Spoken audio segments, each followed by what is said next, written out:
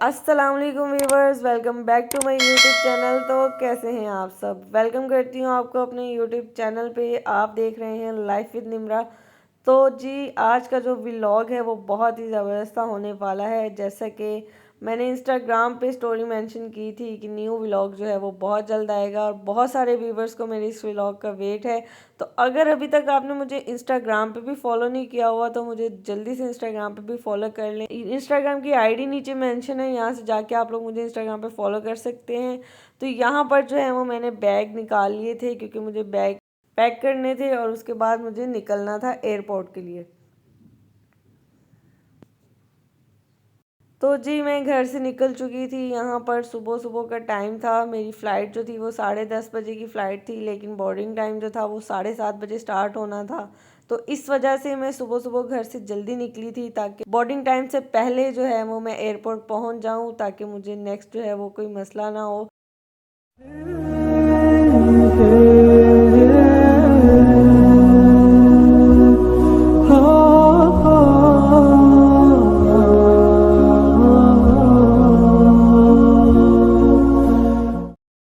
Multan international airport जो है वो मैं पहुंच चुकी थी और यहाँ से मुल्तान टू शारजा जो है वो मेरी फ़्लाइट है। और यहाँ पर मैंने बोर्डिंग करवा ली हुई है। लगेज जो है वो मैंने चेक इन करवा लिया है। एक जो हैंड कैरी है वो मेरे पास है। बड़ा जो लगेज था वो मैंने चेक इन करवा दिया और यहाँ पर मैं वेट कर रही थी फ़्लाइट की अनाउंसमेंट का, क्योंकि फ़्लाइट में भी थोड़ा सा टाइम था। और ये वेटिंग लाउंज है मुल्तान इंटरनेशनल एयरपोर्ट का, तो मैंने सोचा मैं आप लोगों को भी थोड़ा सा विज़िट करवा देती हूँ। वैसे काफ़ी रश था यहाँ पर, सुबह सुबह का टाइम था लेकिन बहुत ज़्यादा रश था क्योंकि शायद रमज़ान है, तो रमज़ान की वजह से काफ़ी सारे लोग जो है वो उम्रे पे जाते हैं। तो उम्रे की जो डायरेक्ट फ़्लाइट हैं वो आलमोस्ट जो है वो बुक हो चुकी होती हैं। तो यहाँ पर लोग जो है वो कनेक्टेड फ़्लाइट के थ्रू जाते हैं, जैसे यहाँ से मुल्तान से शारजा, शारजा से नेक्स्ट भी सऊदी अरेबिया।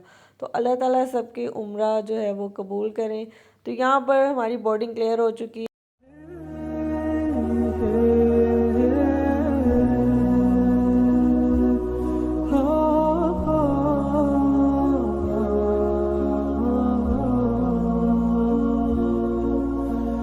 जी, प्लेन में मैं बैठ चुकी हूँ। तो यहाँ पर देखें जी, मुझे जो है वो विंडो सीट नहीं मिल सकी। वैसे थी मेरी विंडो सीट ही, क्योंकि मैंने ऑनलाइन जब टिकट बुक करवाई थी ना तो मैंने विंडो सीट ही सिलेक्ट की थी। लेकिन जो मेरे साथ लेडी बैठी हुई थी ना, वो उन्होंने कहा कि मुझे आप विंडो सीट दे दें, उनका थोड़ा सा दिल ख़राब होता है रास्ते में।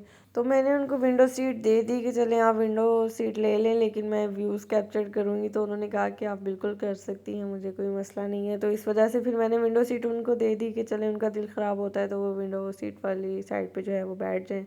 तो यहाँ पर काफ़ी सारे लोग मुझे जो है वो इंस्टाग्राम पे डीएम्स भी कर रहे थे, या मुझे पुरानी यूट्यूब वीडियो पे कमेंट भी कर रहे थे कि पूरा 1 साल हो चुका है मैंने कोई वीडियो अपलोड नहीं की।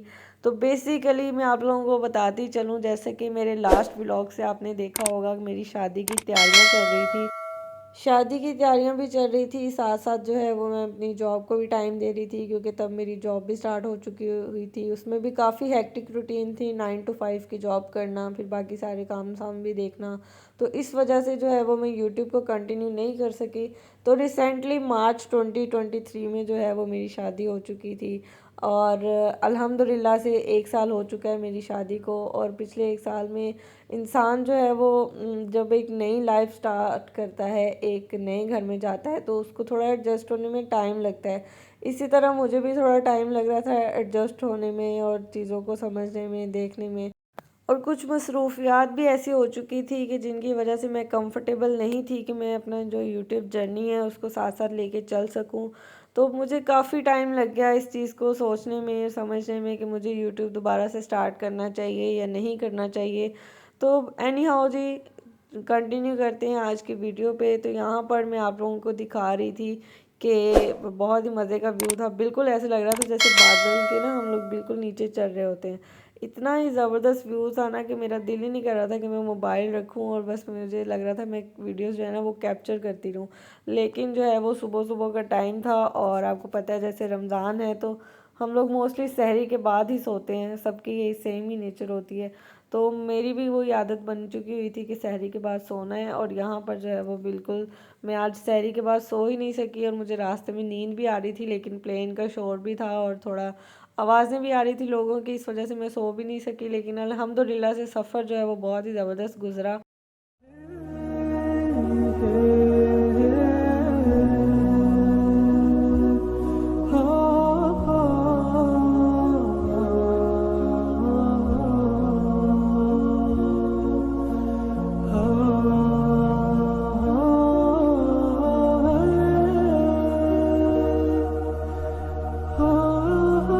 अल्हम्दुलिल्लाह से शारजा जो है वो हम लोग पहुंच चुके थे। यहाँ पर अभी अनाउंसमेंट हुई थी कि हम चंद ही मिनटों के बाद जो है वो लैंड करने वाले हैं।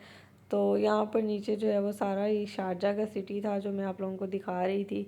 और ये जो है वो हम लोग लैंड कर चुके हैं शारजा इंटरनेशनल एयरपोर्ट पे। तो अल्हम्दुलिल्लाह से बहुत ही सेफली लैंड हुआ है।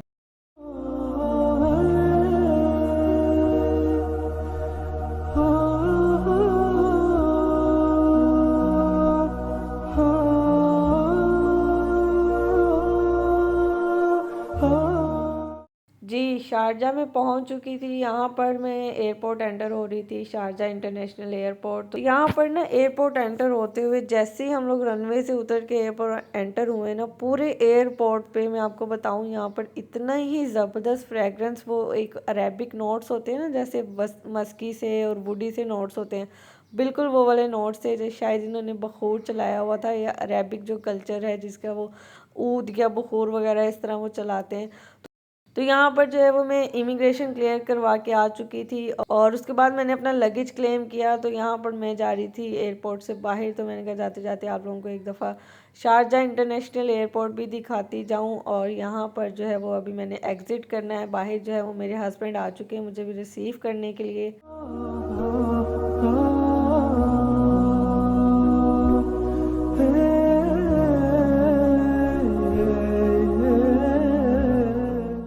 जी, तो अल्हम्दुलिल्लाह से मेरे हस्बैंड ने मुझे रिसीव कर लिया है। अभी यहाँ से हम लोग जाएंगे घर की तरफ।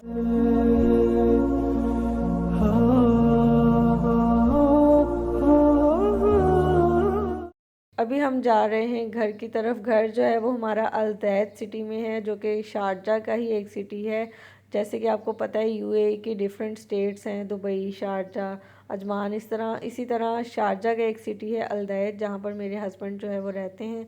बेसिकली मेरे हस्बैंड जो है वो पाकिस्तान से ही हैं, लेकिन वो जॉब के सिलसिले में जो है वो शारजा मूव कर गए थे 3 से 4 महीने पहले। और अब जो है वो मैं भी उनके पास आ गई हूँ इधर शारजा में ही।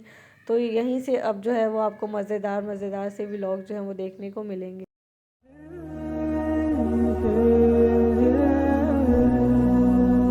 जी, तो घर में पहुंच चुकी थी, और घर का जो टूर है वो इंशाल्लाह नेक्स्ट व्लॉग में मैं आपके साथ शेयर करूंगी कि हमने जो रहने के लिए घर लिया है वो किस तरह का बना हुआ है और किस तर्ज पे है, और नेक्स्ट वीडियो में मैं आपके साथ शेयर करूंगी। तो यहाँ पर ना अफ्तारी हमने कर ली थी। अफ्तारी के फ़ौरन बाद ही मेरे हस्बैंड जो है ना वो मिठाई का डब्बा उठा के ले आए हैं, क्योंकि ये डब्बा जो है वो मेरी मम्मा ने भेजा है।